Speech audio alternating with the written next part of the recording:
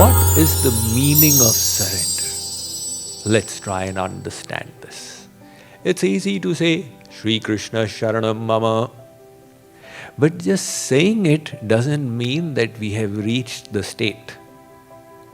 Surrender is a state of our consciousness. And it entails many points. But to understand it, it has been simplified by acharyas and scriptures and presented in this way. Anukulyasya sankalpaha pratikulyasya varjanam rakshishyatiti vishvaso goptritve varnam tatha atmanikshepakarpanye shadvidha sharanagati. These acharyas have said that surrender must entail these 6 points. And all 6 of them must be there. You can't say, I've obeyed 5 points, so I am 5 by 6th surrendered.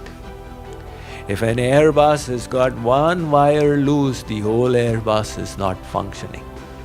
So we need to pay heed to all of these. The first, anukulyasya sankalpa.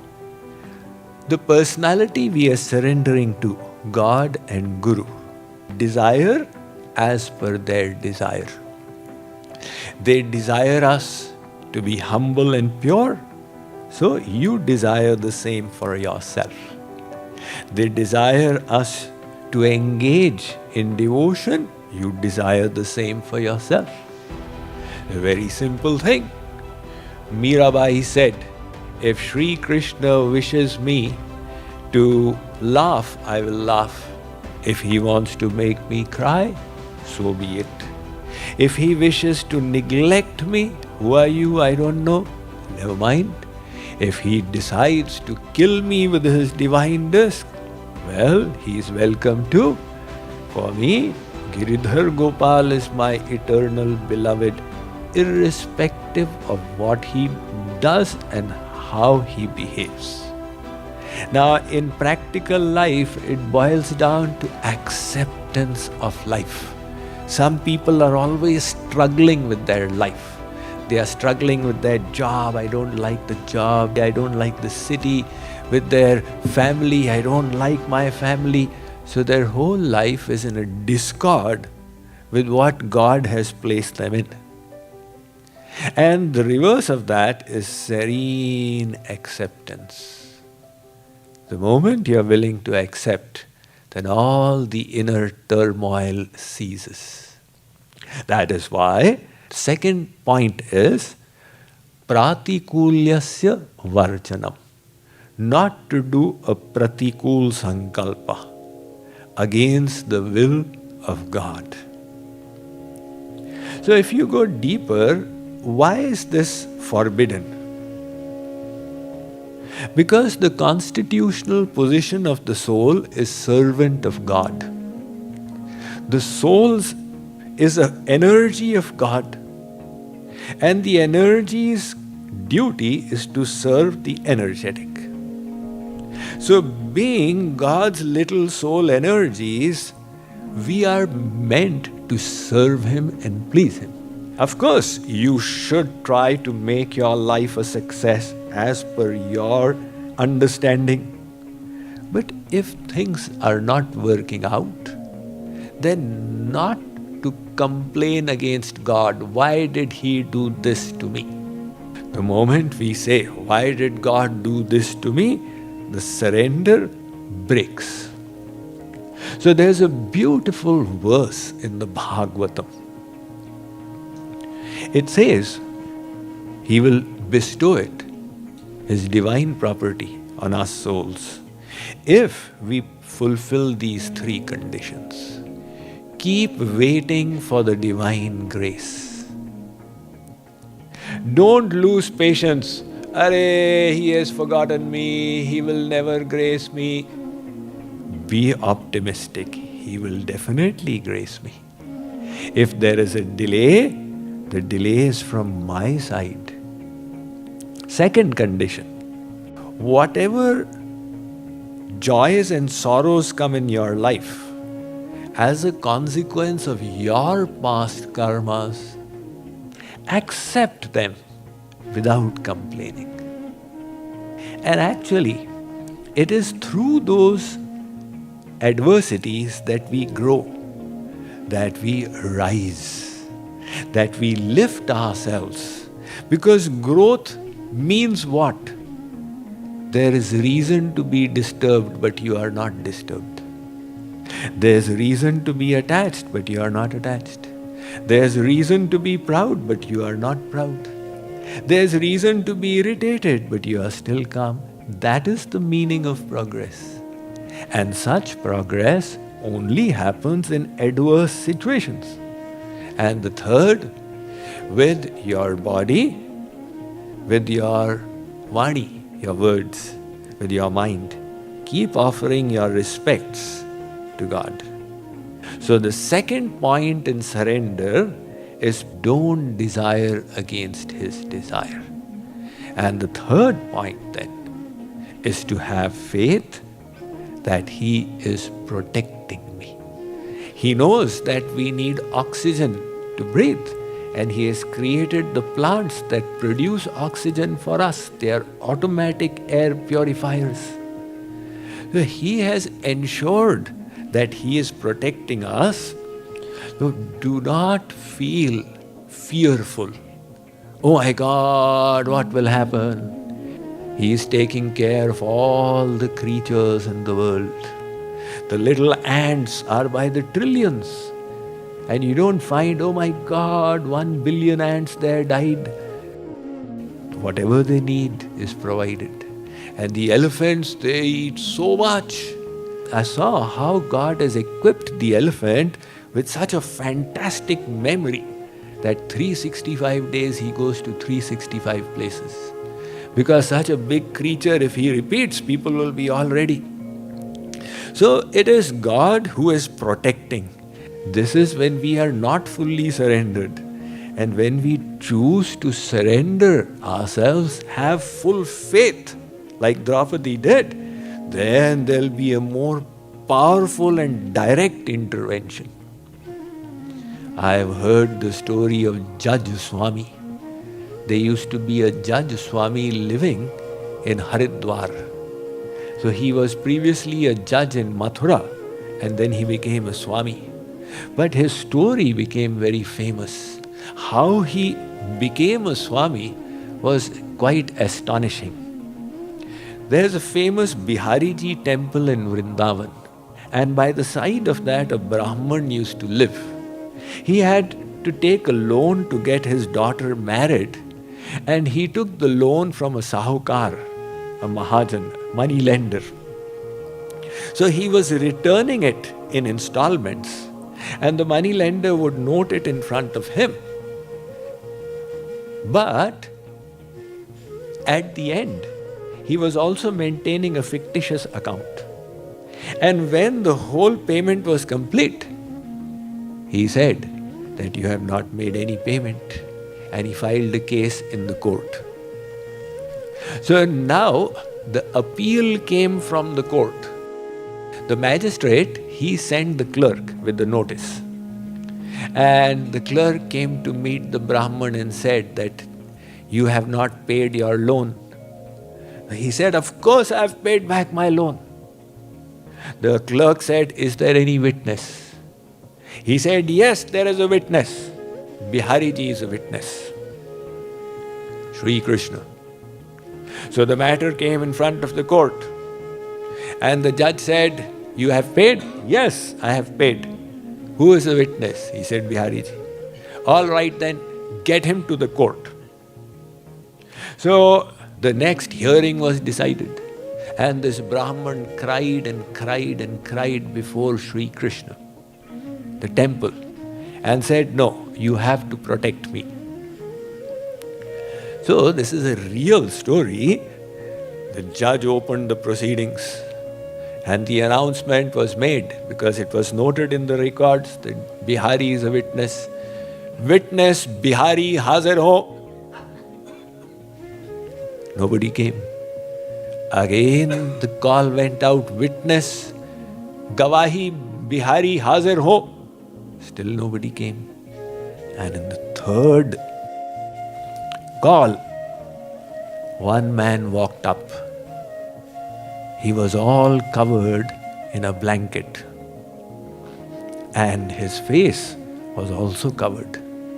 So he came into the witness box, and then he opened the blanket to look at the judge, and the pen fell out of the judge's hand. So the judge composed himself and said, you have come to give witness?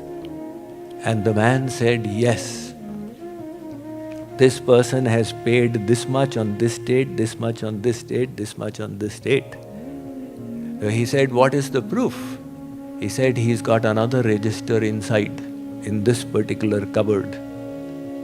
So the judge sent the police to do the inquiry. They found the register with all the payments. Now the judge did pass the judgment in favor of the Brahman, but he resigned. He left his job and he went off to become a judge in Haridwar. So this is the third point of surrender, which is to have full faith. Fourth point, to always feel gratitude for the graces that we receive. We are receiving so many graces, but we are being negligent, not realizing them as graces. So to have that attitude of gratitude is so purifying. One poet was a very famous poet in Delhi. He was invited to the court of the emperor. So he was thinking, I am so poor, I don't have a proper dress. How will I go to the king's court to relate this poetry? So thinking like this, he was saying, oh God, why have you made me so poor? I am so unfortunate. In the meantime, there was a knock on his door. He opened the door and he saw a toy seller. This toy seller did not have one leg and he did not have one hand. So the one hand he had, he was holding a crutch to support himself. So now his other hand was not there. How was he selling toys? He had put them on a string, and he had put the string around his neck as a necklace. And he came and said, sir, will you buy any toys? And this poet looked at him and was astounded. He saw such a smile and serenity and happiness on his face. So he said, oh toy seller, don't you feel that God has given you so much of misery? So the toy seller responded that why should I feel bad? I have got one leg and I have got one hand. And I am able to sell these toys. I don't look on it as a business. I feel that I am selling joy to people. So I am having this opportunity to distribute joy. I thank God for this opportunity. Now the poet was blown away. Here is somebody who has got nothing, and yet he has reframed it in such a positive manner that he is full of gratitude. On the other hand, I am blessed with poetic talent. I've got 2 hands and 2 feet and everything. It's just that I don't have wealth and I am cursing God for it. So rather than remembering again and again what we do not have, remember to count your blessings. There will always be people ahead of you. Instead of that, look at people below you and be thankful for what you have. In the spiritual realm, look at people ahead of you and create discontent in yourself. Then you will keep the impetus, I need to move ahead, I need to move ahead. And the 5th point of surrender is to give up the sense of proprietorship. What I have is not mine. It is all His. Because I came empty-handed and I will leave empty-handed. Actually, you see, when a smuggler is caught, that smuggler is given 2 punishments.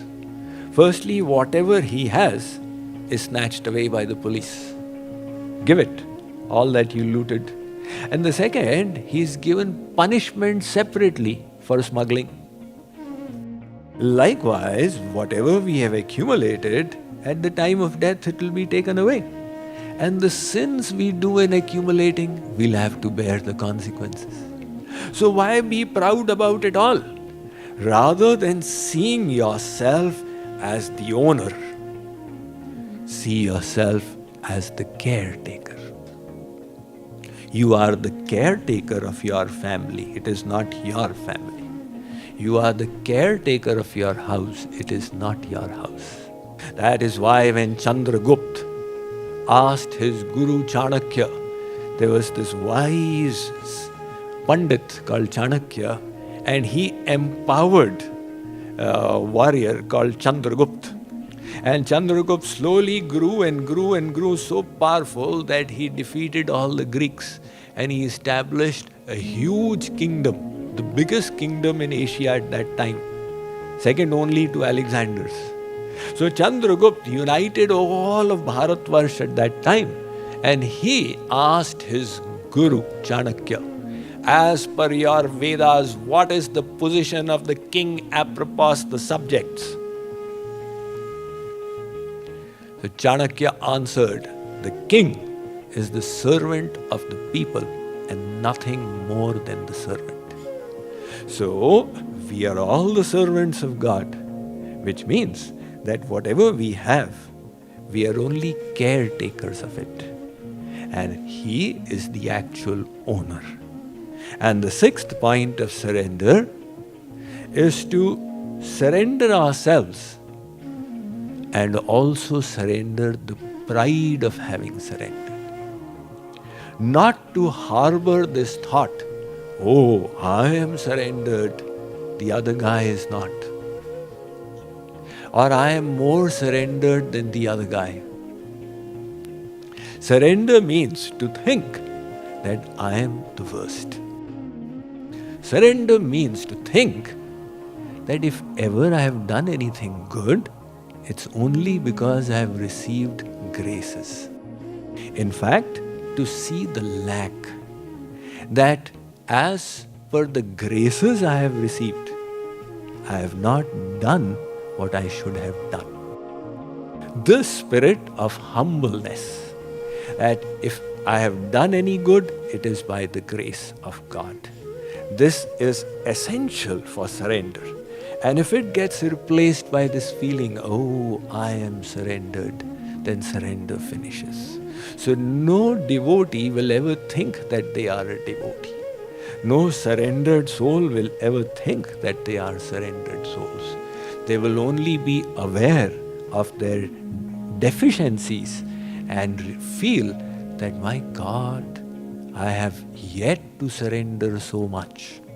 So these 6 points, when they get installed in our constitution, that is what constitutes surrender.